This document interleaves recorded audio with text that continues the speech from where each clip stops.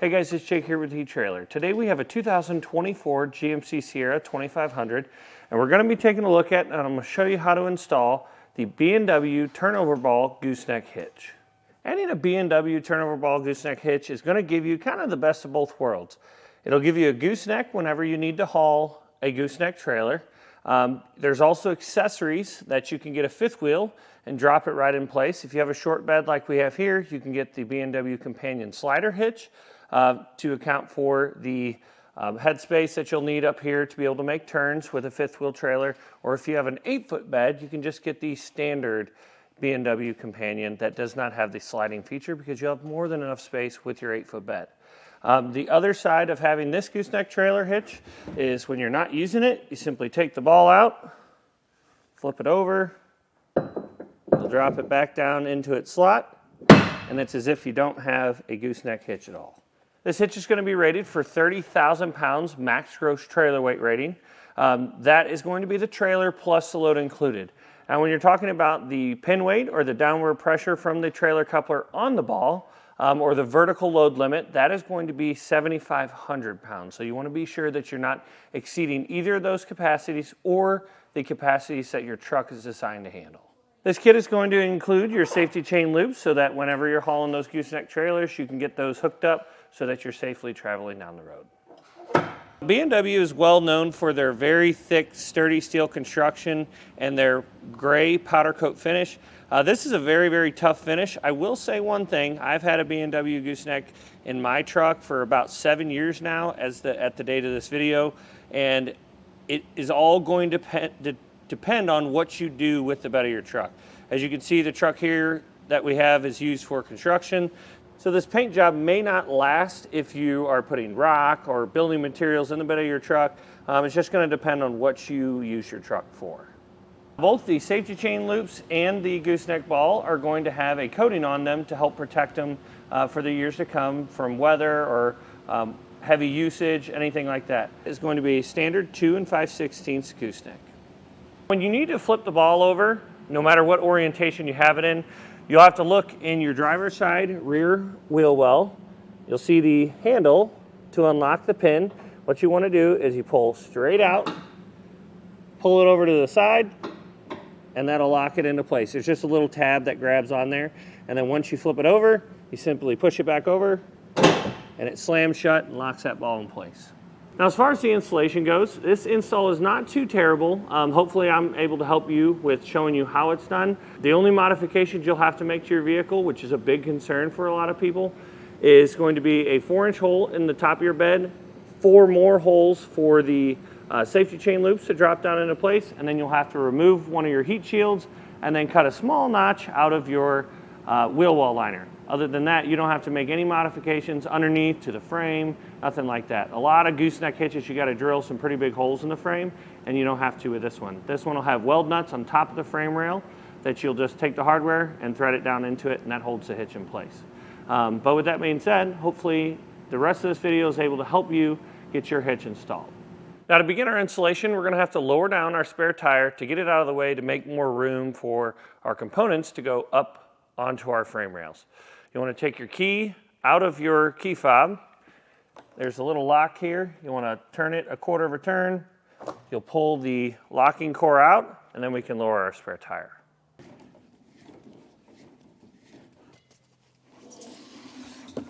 We'll have to measure this out from the end of our bed, and it will depend on whether or not you have a long bed or a regular bed. We have a regular bed, and at the end of our tape measure, you have a little gap. That gap is designed for when you're cutting wood. It's a saw blade gap, so it accounts for the width of the saw blade. And I found that works really well to account for the thickness of our bed liner.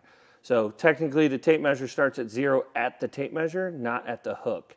So pulling on the end of this, our tape measure is lined up with the metal on our bed, not our bed liner. If you have a drop-in bed liner, you want to remove that in order to do this install. So we'll pull this tight. We're going to measure to 37 1/8 and put our mark. And then it's not always guaranteed to go in the center of this rib. It would be ideal if it's close, but sometimes these beds can be a little misshaped. We'll measure across, and we want to make sure that we're going to be in the center of our bed. So I'm measuring 51 3/4, which is going to be 25 7/8. So we'll put a mark there. And now we've got the mark right here that we can start drilling our hole. Now you'll need to pick up a 4-inch hole saw in order to cut this hole out. And what I always recommend is make sure you get one that has the pilot bit or the guide bit with it. It'll make this process a lot easier. Just make sure you're on that mark and apply pressure and start cutting. Kind of helps if you butt the battery of your drill up against your leg, so if it starts to chuck or anything, you don't hurt your wrist.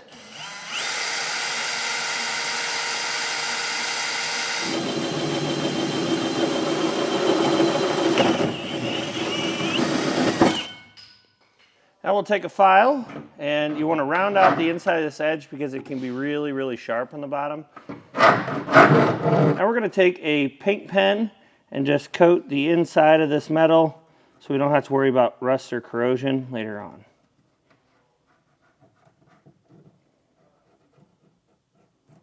Now in our wheel wells, we're going to have to remove the liners to give us more room to access the tops of our frame rails. It is possible to do this without removing the fender liners, but I can tell you from the one time that I did it, it is very, very difficult. So you just have to remove a bunch of T15 Torx bit screws and then a couple of fasteners up in the top of the wheel well, and the wheel well pops right out.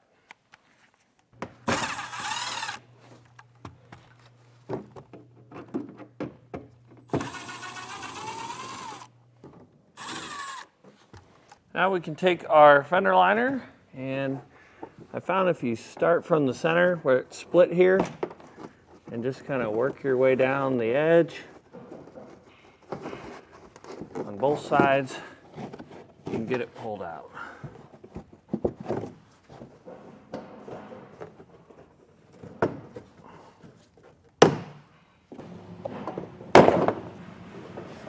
We'll just set this off to the side. Now we'll have two bolts that are holding on our heat shield. We have one here and one here. That'll take a 13mm socket in order to get it removed.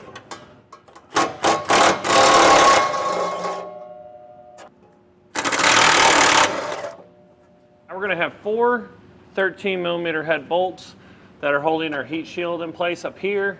We'll have one here, one a little bit further up on the frame rail, one closer to the cab on the frame rail, and then another one on this cross member. So you'll have one on each cross member and two on the frame rail. Now in order to get these loosened up, a ratcheting wrench like this that's got the flat end on it is really going to be helpful, especially with the ones on top of the frame rail, because there's hardly enough room to get a socket and a ratchet up there.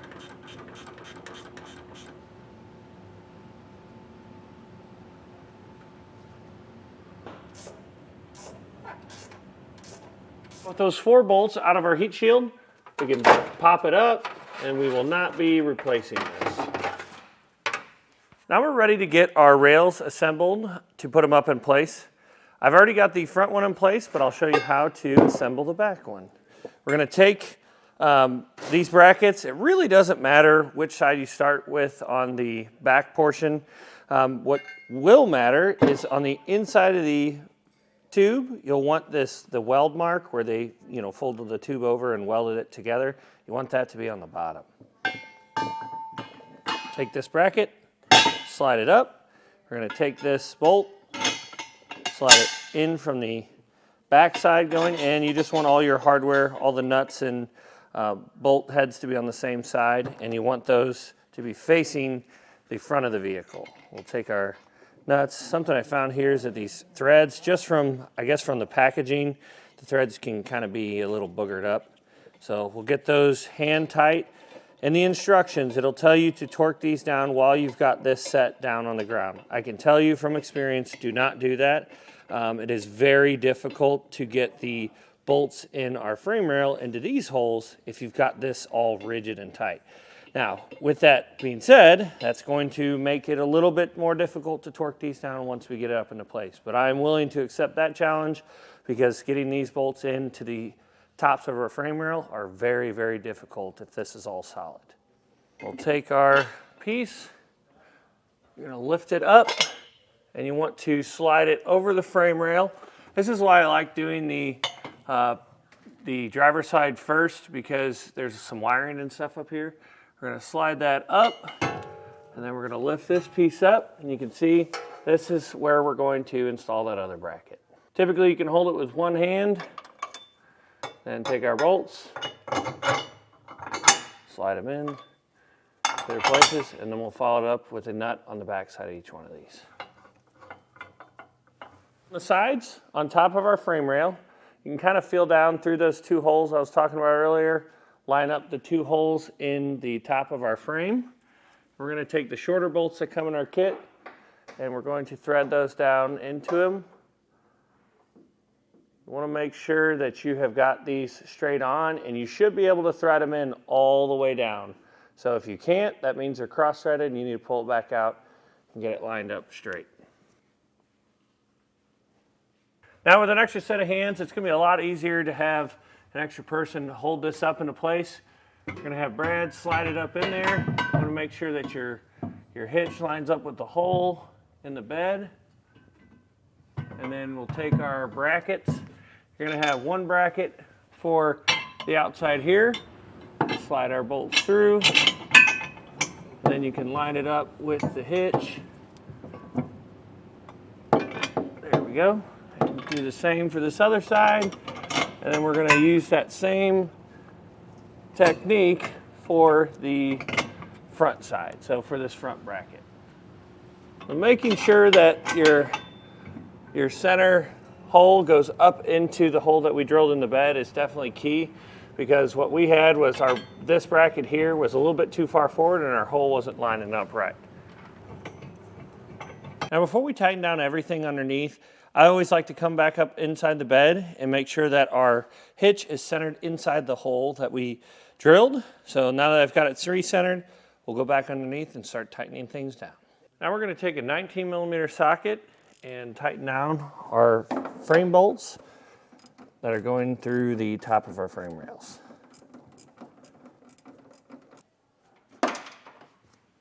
Now we're going to take a 24mm wrench and socket and go around and tighten all of the rest of our hardware underneath.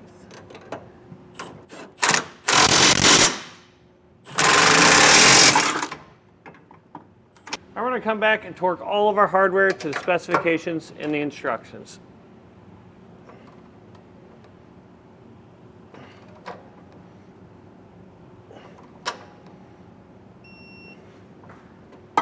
Now with everything torqued down to the specifications, we can come back and secure our handle. So you want to make sure that this is on the driver's side. We just took our two bolts, slid them up over the top. There's little slots for the carriage part of it to fall into. We'll take our nuts and thread them on. Just want to make sure that that carriage bolt stays seated in the top of that bracket. Then we'll take a 1/2-inch socket and snug these up.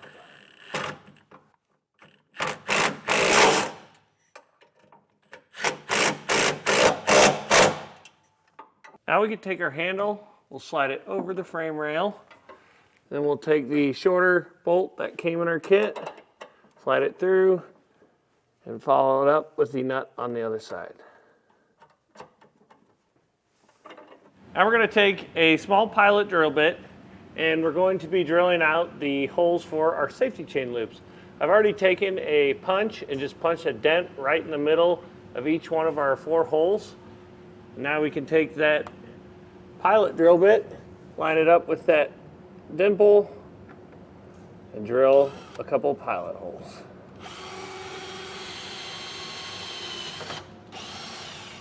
Now up top in our bed, I found this is a lot easier to drill out the holes. You just drill the pilot holes underneath, come up top. We're going to use a step bit until we get to the correct size that our safety chain loops fit in.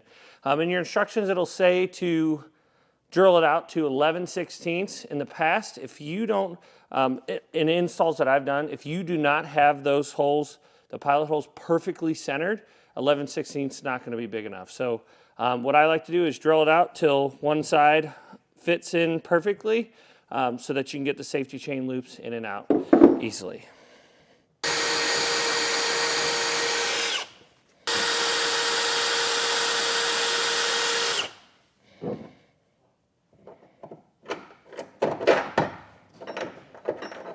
Now we're going to repeat that same process for the other set. The same way we did it before for the opening for our gooseneck, we'll have to clear coat these holes we just drilled, just clear coat the metal so we don't have to worry about it corroding. We can take our safety chain loops, drop those down into place, and then go underneath our truck and finish up with our hardware. Underneath, we'll take our springs. These are to help retract the safety chains when you're not using them. We'll thread our nut on, and you want the larger end to go up first so that the smaller end holds on to the nut. And we'll want to tighten these nuts until the bottom of our safety chain loops are going to be flush with the bottom of the nut. You'll want to use a 15/16 socket in order to snug these up.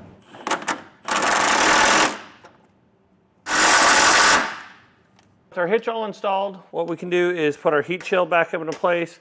We'll put our spare tire back, put the fender liner back in our passenger side, and then once we get the fender liner back in our driver's side, I'm going to show you how to trim it.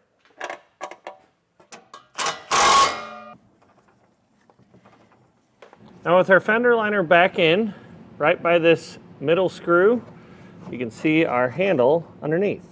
So we'll need to cut out a section of this fender liner. You can see where it's hitting right there in the middle. So we'll take a small section here, just using a razor blade, cut straight down. There we go. Hold it up. See how far we need to go? I'm going to go right to the bottom of this screw.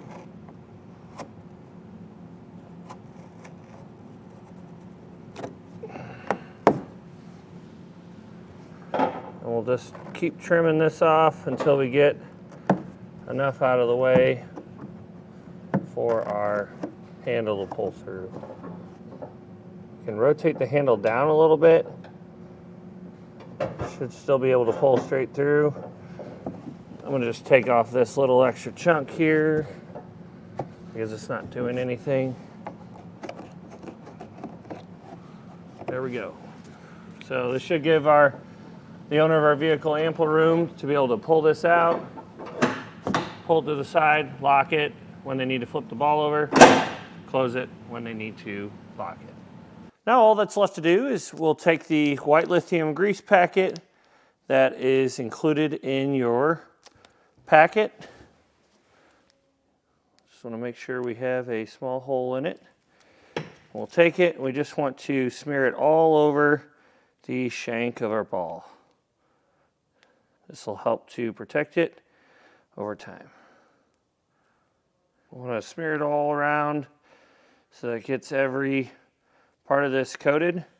And essentially what this is designed to do is it'll put a barrier between the steel of the ball and the steel of the hitch itself so that the ball does not seize up inside of the hitch. Take some of that extra back off. Well guys, that's all there is to it. Hopefully this video helped you decide whether or not the B&W Turnoverball Gooseneck is right for you in your 2024 GMC Sierra 2500.